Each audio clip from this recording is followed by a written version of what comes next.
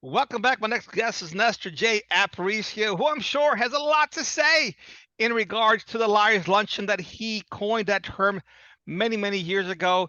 It lives on today. And Luncheon and then some, was it not, Nestor? Yeah, yeah. Happy opening day. Yeah, How happy are opening. you? How about that?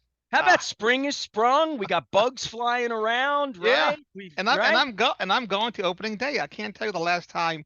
I don't remember the last time I went to opening day. Did it screw you up the Thursday Friday thing or no? It not really, but it did. Yes and no. It screwed everybody up. I mean, what do you imagine? Imagine if you had bus trips for workers, people taking Yeah, the day yeah. off. I mean, Like it. for me, it's not a big deal, but for other people, that is fortunate. I get it. I mean, I can make up my own schedule and move it around as I need to. Because I spend about 70, 80 hours a week here, so nobody says boo if I That's like happen me. to. I work. I love Yeah, working. I get up at three yeah, in the morning. I work when I have to stop to like go to a press conference or right. watch a press conference online that I've attended for 26 years. Yep. You know, baseball aside, I hope everybody has a great time. We have moved our Fadley's event to Tuesday. I'm going to be at Fadley's on opening day, but it's not. I'm not doing a show. We're just going to drink, have a good time. Springsteen's playing the Eagles. Gonna be done at the Fadley's market. At the market. yeah, Fadley's Okay. on Tuesday, and then we're going to be at Pappas next Thursday up in Bel Air. And we're at Captain Larry's on the 27th. So the Maryland Very Crab Cake nice. Tour is out and about. We had a beautiful day at Costas the other day with some old friends. I would just say this. I was at Costas. I was doing a crab cake tour because I can't get in. Um, I don't say it's my favorite event of the year, but it was an event that was more lighthearted every year. And Sure. if you ask the right questions, when it was smaller and I got to really ask questions, I mean, these guys used to come and sit on the show with me. I knew a lot about the draft. I started at the combine. I would, go to Hmm. Indian, like all of that. A lot of All fun. of that has been washed away. Yeah. And if you Yep. wonder why, all you needed to do was tune in to the press conference where Yeah. the leadership was showing accountability to the Mm, fans, mm. to the stakeholders, to the customers. I mean, this war that Chad Steele Yeah, has in his I can't mind imagine. about I can't he's the imagine worst telling my. PR director that I've ever seen because he doesn't do PR, he does active measures. Well, you can't tell I can't tell my customers what questions are off the table for me. There's nothing off the table if you're a customer. You're the paying customer, right? So you have a chance. You have the right to Chad ask Steele's whatever never questions operated you in want that to. world. I've witnessed this for 20 years. He's never really worked for anything or anyone else other than this type of entity where he's got a billionaire boss who the meaner he is, the more he likes it. He has a coach and a GM that look the other way and let him play Bobby Brady. I mean, But it was even a if disgrace to Harbaugh and DaCosta. it At was, some point, they should stand up and say, look, I'm a grown ass man. Sit down. You're embarrassing all of us. well, You're embarrassing all of us. You're embarrassing everyone in the room. You're insulting the intelligence of everyone who's ever been a stakeholder in the brand. You've insulted everyone. This, first off, it's not the way the Ravens operate. It's not the way the city should operate. It's the exact opposite of the way the baseball team has operated, which has been so odiously offensive to everyone, including Steve Bisciotti, who patted me on the back after I did Free the Birds. hmm, Bisciotti pulled me up at practice after I did Free the Birds. I took a walk with him and Kevin Burnett. He's like, I just want you to know, your message was heard, and I thought it was tastefully done. That's what he said to me in very good. 2006 after I let a walk out. So he knows what good ownership and poor ownership looks like.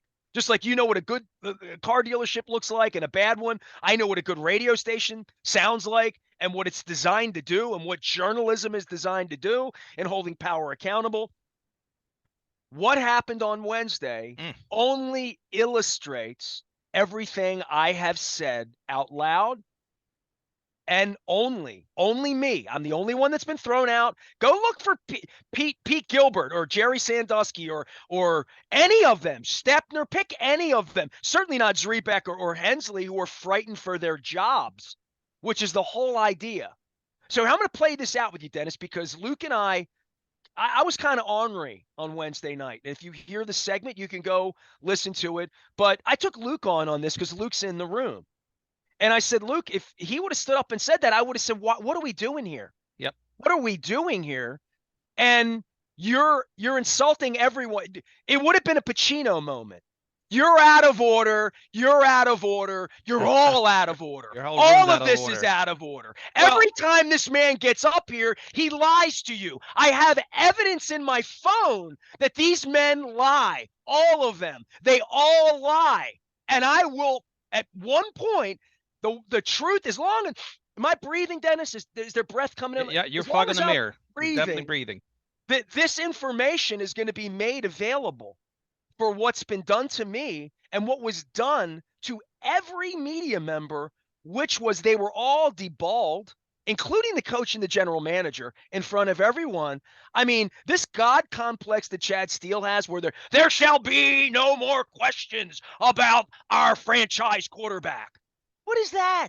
There really wasn't a question. Even if it was, what's the big deal? The second piece of it, Nestor, is so what if the way it was asked was, how does this situation with Lamar affect your draft? That's all. It wasn't, where are you in regards to the contract with Lamar, which again wouldn't have been an inappropriate question given the fact it's still the biggest story in sports. It's the biggest story in sports, and the only media accountable to ask questions are the Baltimore local media that's allowed in. Terrible. That's allowed in. Nick, and they're censored. They can't. They don't have freedom of speech at a press conference. They can't ask questions.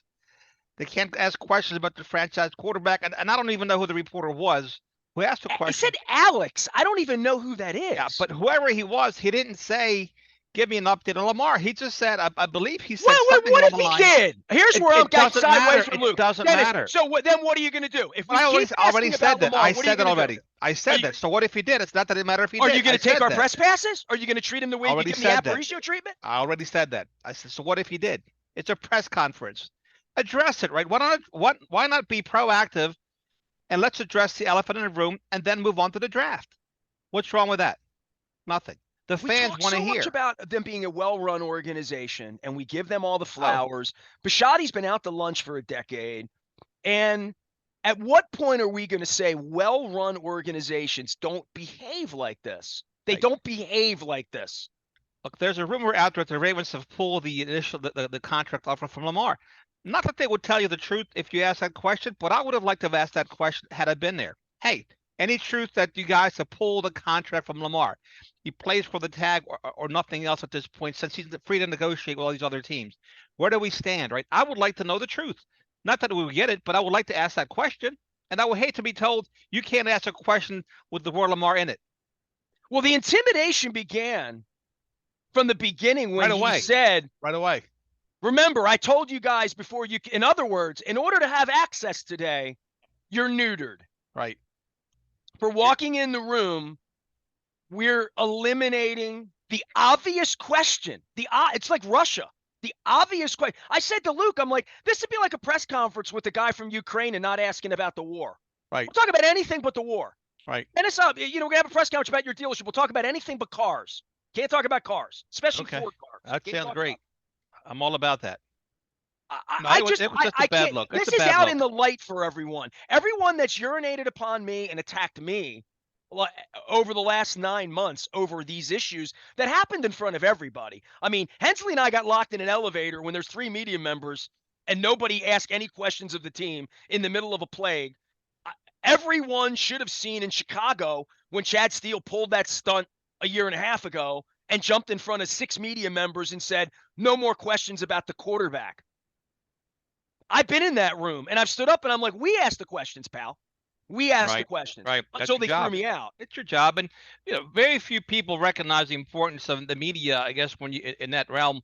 Brian Billick always embraced the media, understood how he can manipulate the media at times, point the laser at someplace else, sometimes at himself, right? When he went down to the Super Bowl with the Ray Lewis mess, he put the laser pointer directly at himself. So there's times where smart people use and manipulate the media to their favor, but you're not going to gain favor by censoring the people that cover your team. Well, I don't know. Here's the problem, Dennis. Honest to God, here's the problem. Next week on your show, I will cede my time on your show. Invite Pete Gilbert on. Invite Jerry Sandusky on. Invite some of these reporters on. They're going to be PC. They're not going to say anything. Invite them on. Then what good are they? Are they journalists? They're not. At that point, what good is a censored journalist? Might as well be dead. No good. There's no good. Their job is to report. Their job is to ask tough questions, right?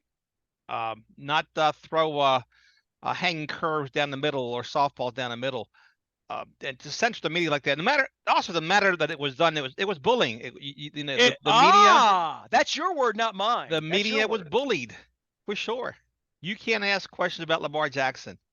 Why? Why can't we ask And questions? what's the consequence if I do? You What get thrown. happens if I do? You get thrown out. You get your press pass Really? taken away. You get banned from the NFL. How So about you that? come after my business, my reputation, my integrity, my access, Yep, the way I feed my that's family, the exactly way I what they're provide for what my they're doing. family, That's right? exactly that's the thing she get for being a season holder since day one. That's what you get for keeping the flame alive, for bringing a football team to Baltimore when it was absent of one for 13 years. This is what you get for being a Colts season ticket holder. This is what you get. This is your payback. Dennis, I'll just say this, and like no one has more purple underwear than me. Yep, My wife did her spring cleaning, and she was amazed at how much Raven stuff she had. Like she got it all in one place, and it's two giant boxes of all Raven of it, stuff. all of it. I get And it. and I'll just say this, and the Orioles this week and kicking off, and Little John running around last weekend and doing his media tour for people he intimidates, essentially. The people he controls and intimidates, he was happy to do an interview with, a real interview, one of those real interviews with the Orioles team partners, Right, right. and showing up in the box seats with Mike Elias and looking all smart. And it's something to see after the old man Hey, show for 30 years. So I and will be coming after the Baltimore Sun and other businesses for not exposing their books, opening up their books. Although he said he would open up his, he never qualified his statement by saying other businesses have to show their books as well. He's He said, owned the "I will team show for you. 10 minutes, and he's been a clown for 10 minutes, like literally. I will show you the books." Born on third, hit a triple. It's good life. It's a great life. I would say this for the Ravens, though, and I mean this from my soul. And I said this to Kevin Byrne. I said this to John Harbaugh many times. And Brian knows it's the hill I die on as my partner and as a friend for 24 years, 25 years, however long we've been at this. The notion that you're going to muscle up the media and move the media around and shat upon the media and just all of that. We hate the media, pig vomit, whatever, rat poison, whatever you want to call it. I'll give all of that to you. But I've said this to John, and John doesn't know what he doesn't know. And he has so much money, he doesn't have to listen to anybody, right? Like literally, except Chad Steele. At least it says so on my phone. The notion that the fans aren't a part to this, that when they're in that room, and I mean this, and I've been in that room my whole life, when I'm in that room and they're up on that podium, they are talking at the media, playing defense from the media. When it's all over with, the door shuts, they say, we didn't give them anything. We didn't give them anything. Because I've heard them say this, right? We didn't give them anything. And I said to John early on, because the tone changed so quickly, and John didn't know what he was doing. John came from Philadelphia. John was drinking from the fire hose. I said to John one day over coffee in the cafeteria, the old cafeteria, I said, when we come in there and do this and ask you questions, who do you think you're talking to? Who's your audience? And he said, my audience is my team. Mm. No. I've been doing, no. John, trust me, you're new to this. I've been doing this 25 years. I've been with every coach, Hall of Famers, baseball, basketball, football, hockey, every sport, every level. By the way, Barry Trotz called last week. I was doing dishes. It's a long story, but he's doing well. Good. I'm Glad to happy. hear that. Really happy. The notion that you're talking to your team when you're there, then everything is a performative act that Ed Reed and Ray Lewis love. That's not what you're doing, John. You're talking to the fans. The fans. I'm Yeah, here you talk to your because team in these the locker people room. pay Yeah. for the tickets and they care. You can They protect your care. team. You can protect your team, but you're not talking to your team. You can take bullets for your team. You don't hang your team out to dry, but you are in fact talking to your fan base. Period. I That's who said to you're talking John, to. I said, do you think your team's in there watching your press conferences after sitting and watching you preach to them and teach to them? Oh, like, do you really think these, and this was 15 years ago, do you really think that Jared Johnson cares about your press conference at No, all? You know no, who cares about he's your press conference? Real fan Dan. Yeah. Real fan Dan's hanging on your every word. And you know what the worst part is? And this is really the worst part. And this is really where I get really pissed off, Dan. The worst part is they trust you, John. And what you say on the podium, they call my show and say, but the head coach he's a man of Jesus. He's a man of God. He wouldn't lie. And he said it. And you're the media. Oh, you're the pig vomit. You're the instigator. You need clicks. You need likes. You're trying to run them You're out of just here to town. stir stuff up. You're trying just to run trying to them out get of the town. coach fired. Right. I mean, You're the it's bad just guy. it's offensive all these years Yeah. in. And after all of this, there are still fans that think it's cool that I was thrown out because I'm an ass, right? I'm a bad Yeah. guy. Well, I'm nasty. you're Whatever gonna it is, have you're gonna like have the haters. whatever that is, but someone needs to be in there. So if Right. you don't like me, pick Jamison Hensley, pick Jeff Srebeck, pick Luke Jones, pick Alex, whoever he was.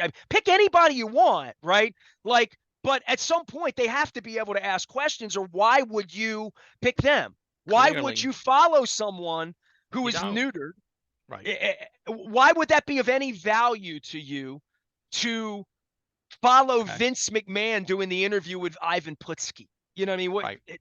Well, I'm on Twitter a lot, right? And so what I see from the fan base is they have no respect for these reporters because they view them as a positive mouthpiece for the Baltimore Ravens. In other words, they don't report bad news. They don't report negativity. There's no negativity. There's zero negativity. Look, you can love the team. Well, you get thrown out, and I didn't even report Look, anything negative. I love the team, but I acknowledge the warts, right? I acknowledge areas of opportunity. That's what I acknowledge. I can be critical and still love the team. Doesn't mean I hate the team or I want John fired or whatever. But I can ask the questions, and but that's the job of the reporter, to ask the tough questions. The fluff questions, when you have a press conference, you get nothing out of it. I mean, the Ravens don't need the reporters in this town to become an accessory to their media machine, their positive media machine. And it's just really bad when you censor a reporter and you bully them and you bully the whole room and you set a tone of, okay, don't even bring up the initials of Jackson. Don't even say LJ. Just keep it about the draft. Not that the draft doesn't impact your wide receiver room, your running back room, your offensive line, the defense, and all these other things. Running back, things that could help Lamar Jackson, whoever is at quarterback. And don't look at the purple elephant. Whatever you do, don't come in and report on the purple elephant. No. Don't do that. And of course, when DeCosta was asked about will they draft a quarterback, he said, "Sure, we draft a quarterback." You know what I mean? It's like, okay, let's talk about that. Why would you draft a quarterback? Because if your quarterback was under contract, you wouldn't be drafting the quarterback, would you? If Lamar Jackson was under contract and you got Tyler Huntley as his backup and you got the Brown as the third string, you wouldn't be considering a quarterback when you draft for it, now would you? But nobody followed up with that. Nobody went after him. Why would you draft a quarterback that you want to develop? For what? Don't you have a quarterback? But people were afraid to ask the obvious question in that sequence when he was talking about a quarterback. How does anybody ever walk back in the room after that? And how does John and Eric? I mean, I'm just gravely great. I wrote a book about their integrity, and I'm giving it away just to get rid of it because I'm kind of ashamed of it now. I mean, like, these are men who sat there on the podium in front of everyone, not in front of me privately on text where no one sees or hears or knows the truth about how they feel about Chad Steele doing this. I saw the look in their eyes. I was at Costas. I was doing the show with my dear friend Gigi Papadopoulos from Dundalk, my original Greek crush in 1979, who does Zumba, who was my guest on the program, as well as Anthony Adams, another guy with Poplar Inn, great Greek heritage on the East. And he is now the new head coach at UMBC after being with Pete Caringi many years. I had great guests, and my phone's blowing up. You know what I mean? Like, my phone's blowing up. They're like, did you? And I'm like, I'm working. It's like you selling a car. I'll deal with that when the working day's over. And I pulled in the parking lot, and I looked at it, and I've turned the sound up. And I'm like, and they muted the sound on Ravens.com. When they re-released it, you can't even hear what Steele's saying. Sure. Why would you? You don't even hear the bullying. The bullying is muted out, kind of like it's been in my life for the last 5 years. So it's out there for everyone now. He stood up and did it on camera in front of everyone at the biggest press conference of the year.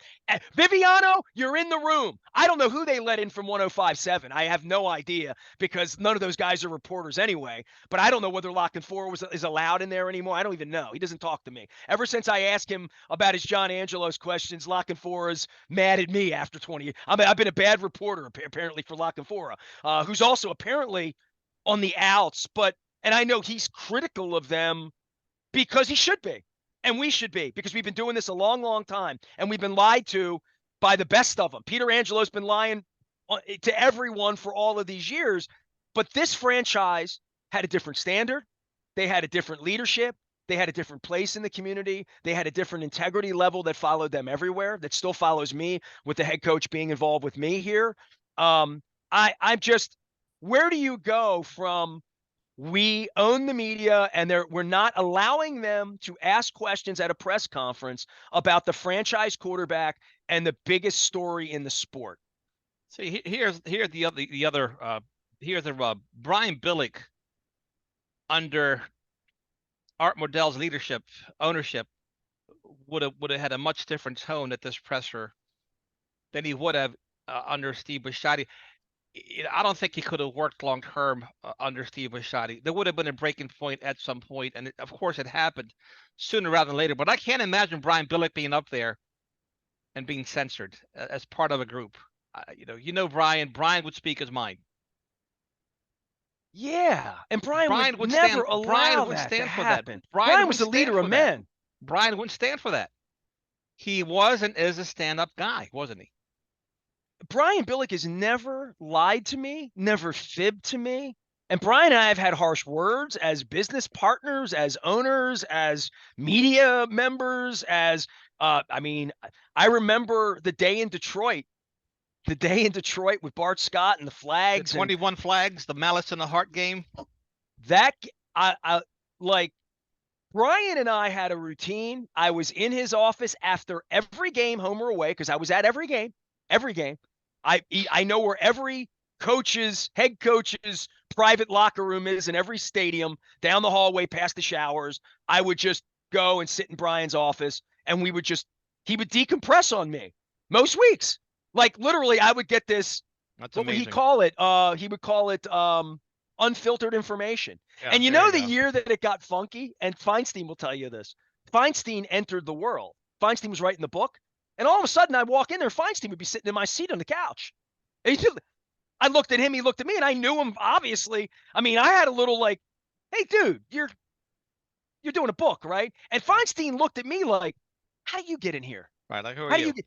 Feinstein still to this day is like, I don't know how you had that access. And I'm like, because I was trusted and because Brian really wanted the fans to know what was going on. It was important to him. He understood. Because he felt like he was bringing them along, not he understood that, right? Did he not have a communications background from Brigham Young University? I mean, I think that's what he. Oh, he was a junior Chad Steele and Kevin Byrne in the San Francisco 49ers front office, and went on a pathway from PR into, and so did Ernie Accorsi, by the way. Ernie Accorsi's pathway was as a PR person, and he became a general manager because that was sort of the way it worked back then. Right. Yeah, that was the path back then. I don't know the path to being a general manager at Coons Baltimore Ford, but it may be on the parts side, it may be on the sales. Hard knocks. No, it's a sales side. It's hard knocks. It's pounding the pavement. Yeah. Right on. So that would be like sort of the finance manager never becoming the president of the Ravens. The top would be he's a CFO. Difficult. That's what he does. Very difficult to do. Yeah, you got to be on the right path.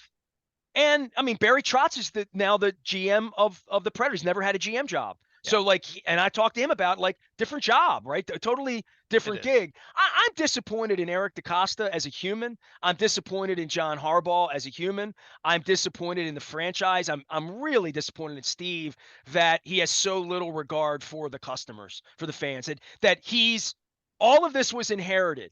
He bought the team. Everybody was already a Ravens fan. All he has to do is keep them buying tickets and keep them engaged. And there's nothing engaging about having a bullying PR guy coming out and doing what was done to the media because they think This is about Luke Jones and Jamison Hensley, and this is about Lamar's and his mommy's feelings. When you know what it's really about? It's about whether Dennis and Leonard Raskin and Nestor and we're going to buy tickets next year and remain fully engaged and confident that the organization has some level of integrity, that shares some sort of commonality with what's important about integrity and honesty and what I put that bird on my hat, I put that purple thing on, I get on airplanes, I fly around. And in my case, I write books about their integrity. I write books about holding them accountable. And people come to me everywhere because this is what I've done for a living and ask me what's really going on with Lamar. Like there's nowhere I go where I don't have that question. And the notion is when you're in there, ask Billick, ask Mike Nolan, ask Marvin, ask the coach, ask Flacco, ask questions, ask Chad Steele, ask Dick Cass, ask Well, questions. let me ask you a question. Aren't they smart enough to deflect? I mean, aren't they pros at deflecting the questions? Aren't they pros at saying, we love Lamar, you know, we're always talking to him. We have a great relationship with Lamar.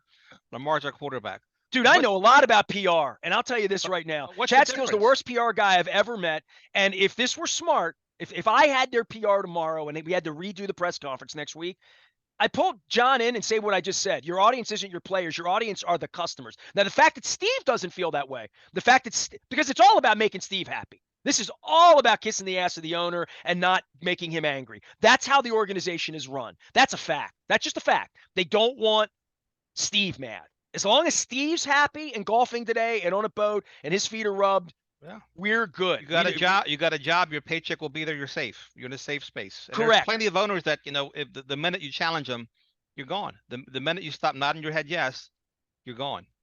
There's, you know, some guys, like, I love scrimmaging. I love scrimmaging with you. I love scrimmaging with my people. I don't have all the answers. I don't want to be the smartest person in the room. In fact, if I'm the smartest person in the room, we're in trouble. I like smart people. You can show me a way that's better. I listen to you. But a lot of owners aren't that way. They want a bunch of yes men around them. And Let me give you a better way. A better way is you say to Eric and John, tackle this when you go out there. And you won't have any questions. Eric, look, again, I know we're here for the draft thing, and Chad intimidated you all and told you not to ask me any questions, but here's the deal. I'm going to give you 3 minutes on Lamar. Last time I heard from Lamar in my phone right here was March 2nd. He asked for a trade. We were keeping that quiet because we felt like that was professional. Now that it's out there, we have to address it. Here's where it is. We love Lamar. We signed Lamar. He's under contract. We really want him to play. We've offered him a lot of money. We're still offering him a lot of money. If they're not, they don't have to say, they can just let that be a question. You know what I mean? If they've rescinded the offer, they don't have to say that. No, but they can say, you know what? At this point, we have him under contract. If he wants to play out his contract and seek the market next year, fine. But we expect him to be here. We expect him to play quarterback. Hey, we can neither confirm nor deny that if that question gets asked. Yeah, but they could have done all of that and left no questions, right? Like literally, Dennis, when I wrote those 19,000 words about my Raven situation, the whole idea was that I wouldn't get questions about it because I didn't want questions. Same thing when my wife was sick. I didn't want any questions. I wanted to provide updates. So if you provide a full update, nobody asked how my wife was doing that morning because I provided an update, right? Like literally. I said it at the beginning of our segment. I said they should have just started off a conference by saying, here's where we are with Lamar. Just address it. Just get it out of the way. And say a lot about it. What's the say old a lot. saying? Say 5 minutes about how much you love him and why you love him, and go on and not like what John's doing, which is eyes are rolling and he's lying. But if you have good things to say about Lamar, say them, and then maybe I wouldn't have a question. What's the old saying? Eat the frog first thing in the morning, right? If you have a frog to eat, if you have something unpleasant, you eat it you get it out of the way. And if you have 2 frogs, you eat the bigger one first. You just get it done out of the way, and it's gone. You don't have to keep thinking about the frog in the room or the elephant. It wasn't a good look to have their leadership look bewildered, frightened, unhappy to be there. Unsettled. You know, if they're unhappy to be there, imagine how unhappy I am getting a $10,000 bill for the tickets. Right. No, I got it. You know, and they don't think like that. And I know they don't think like that because I know their souls. And I know, you know what they know? I have a job. I make a lot of money. I'm trying to win football games. I don't need you. I don't need the truth. We don't need the fans. The fact that the stadium has empty seats, I don't see that. We're sold out. We're making more money we've ever made. I mean, they are in Fantasyland. And Fantasyland includes having a 6'8" PR director stand up, stare everybody down, and say no more questions or else. And then there's no more questions. Well, and you know then what? If any reporter, I'll just be quiet, because you would have stood up and said what the heck. I would have stood up, said what the heck, and then you and I would have walked out. If I can't ask, if there's questions I can't ask, then I shouldn't be there. It's like Charlie Ekman. I'm over at Nacho Mama's and Charlie Ekman's pictures on the wall, and I just love it. And every time I see him, I don't think of my relationship with him. I don't think of I hear his voice, because it's right by the bathroom. It's right by the front of the men's room. So when you go back to pee, you walk past Charlie, and it's a T-shirt. And all I remember about Charlie is pulling the chair out on Dean Smith when he was and sitting there and saying, "When you're ready to play, I'm ready to referee." You know what I mean? Right. When you're ready to have a real press conference, I'll be here ready to ask questions. I'll be here, but if you have nothing, if there's nothing for me to report, so you're wasting my time. Especially these days, we can listen to the presser, we can watch the presser and draw our own conclusions based on what they're saying. But to waste a professional reporter's time being there, it just at a liar's luncheon of all places, and not acknowledge the biggest question in sports right now. In sports, they're not talking about Aaron Rodgers. They're not talking about the Masters. We barely talked about Orioles opening day. We're still talking about Lamar Jackson in the press conference, and not just here in Baltimore, but it's been talked about all over the country. Well, I've given my 2 cents on it. I've given my life to it, and anybody that watched Wednesday, imagine how I was treated privately. Right. Yeah, if that's how they treat the press. Imagine that. Publicly, how do they treat the press? He stood up and told Jerry Sandusky to shut up, and Pete Gilbert, and I don't even know who was in the room. My guy, I was offended on behalf of Luke.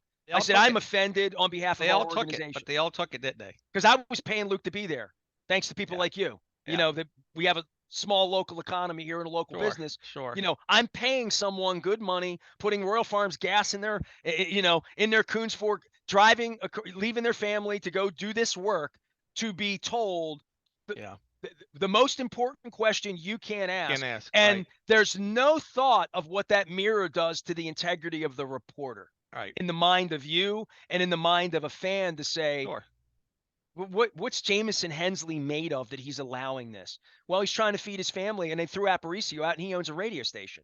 So they can do this to anybody. Understood. And that's what I pointed out 7 months ago. And that's really dangerous, Dennis. It really is. It really is. Because I've seen what the baseball team, what it's done to downtown, and the Ravens have just been this thing for 27 years. And now I see people selling tickets. It's amazing how pissed off people are. You know what I mean? Like I just everywhere I go, people have as much interest as they've ever had in the Ravens, but less confidence than they've ever had. Here's my final saying on this, Nestor. Leaders that don't listen eventually find themselves surrounded with people with nothing to say. Say that again. I want to get that one again. It's the leaders who surround themselves with people leaders who don't listen eventually find themselves surrounded by people who have nothing to say. Right. There's nothing to say. But they say it all behind your back. Right? I mean, they still think it, they still feel it, and then you have to have some emotional intelligence to manage it. Yeah, you do. And that's sorely lacking. And Dennis, last thing, and it's your show. We'll get to this Monday, and we can talk more about it. Hayden Hurst, Orlando Brown, Hollywood Brown, Lamar Jackson, all different backgrounds, races, colors, creeds, colleges, positions. They've all asked out. Chuck Clark. They've all asked out, and all of them have been disgruntled with their Baltimore Ravens experience. Different era, though. That's true. Two things. Different era. And every situation is different. I agree, but the one thing they have in common is they were all unhappy here. They all wanted to be somewhere else. But it happens with every franchise. There's guys always unhappy. If all your first-round draft picks at Coons Ford wanted to leave in 3 years, it would diminish Coons Ford. Okay. Well, here's the thing. If I don't have, I've had good people leave my company. It's diminished me. But if I don't have a game plan for those people to grow them, they're going to leave, and they should leave. If I have a run-heavy offense and Hollywood Brown isn't getting targets, how can I expect them to be? How can I expect a 170-pound receiver to be happy blocking 85% of the game? I can't. How do I expect Hayden Hurst to be happy when Lamar Jackson locks in on Mark Andrews when Hurst is wide open, waving his arms up and down? How can I keep Orlando Brown happy when he's got the feet of a right tackle, but he wants to get paid and he's using the excuse of his late father, God rest his soul, that he's a left tackle. And the other part of it is you don't have to appease him. Orlando Brown I would have kept because of Ronnie Stanley's uncertainty with his health. That was a mistake. Just because But a he guy didn't wants want to out be here. doesn't matter. A lot of guys don't want to be at a place, but they're under contract and they have a choice to make. And guess what? 99% of them show up. They play because they have to. They have to feed their families. There's a big game checks. Right? There's only 3 players that have ever sat out in NFL history. Didn't work out well for any one of them. Who are they? So, Emmitt Smith? no, Emmett didn't sit out a season. Emmitt held out. Not a year, not but the season, Emmitt. though, but the year was it was. But Emmitt cost himself some money, as I Did, remember, but it was, back it when was it mattered. Le'Veon Bell and 2 defensive tackles. Whose name I forget right now. But my point is, just because a guy isn't happy or wants to change doesn't mean you have to accommodate him either. And I think that's a mistake that Costas made. He made it too easy for guys to leave. He's made it too easy. He should have dug his heels in. But I think John Orlando didn't Brown. want guys around like Mike Tomlin. We want volunteers, not hostages. But here's the conversation with Orlando Brown Jr., right? Listen, you want to be a left tackle, compete with Ronnie Stanley, take his job. Knock yourself out. But you're under a rookie contract, and I have you. And you either play or sit out, A or B. Come in, compete. Ronnie Stanley gets hurt. He steps in there. He does a great job. Guess what? Maybe the Ravens do re-sign Orlando Brown Jr. But they had him under contract. They didn't have to accommodate him. By the way, Luke had an interesting observation because he always does, and he sat in that room being bullied by Chad Steele in front of everybody. And he had an observation that they didn't even want to say Lamar's name, that the notion that they're done with him is they're done with it. You know what I mean? Like the notion you can't bring his name up says to me he ain't going to be quarterback in this team no matter, they're going to find an exit. And that might be a really ugly exit of the Colts just giving him a pick or something. You know what I mean? Right. Like if they can't play with him and they don't want him back and it's so awful that he's never going to get on a plane here again. And it might be that bad, right? Certainly feels like it might be that bad. Lamar for the 4th overall pick straight up might be the play for them. That way they still have their 22nd pick of the draft. And look, if that's their best deal and they feel like they can move forward, they're going to move the franchise forward. And then what are they going to say to the fans about why they're 5-12 next? They don't care. They don't care about that. I don't think they'll be 5-12. I think they'll be a 500 team no matter what. But either way, they'll be competitive. They'll be competitive. And if CJ Stroud's there with the 4th overall pick, guess what? The fan base will be happy, relatively happy. The fan base will be happy when they win, and none of the rest of this matters, and that's probably there why you go. Fans like this. Oh, really, it's true. Got a new offensive coordinator. They got some good things going on there too. So Nestor, as always, I appreciate your time. Great segment. Keep doing great things. Stay well. I'm sorry I'm so disgruntled on opening day. Springsteen's in town. Let me be happy about that. There you go. My hometown. Crab cakes. And Springsteen will plug our good friends over there at Fadley's here, 1570 AM WNST. We'll take a quick break and come back right after this.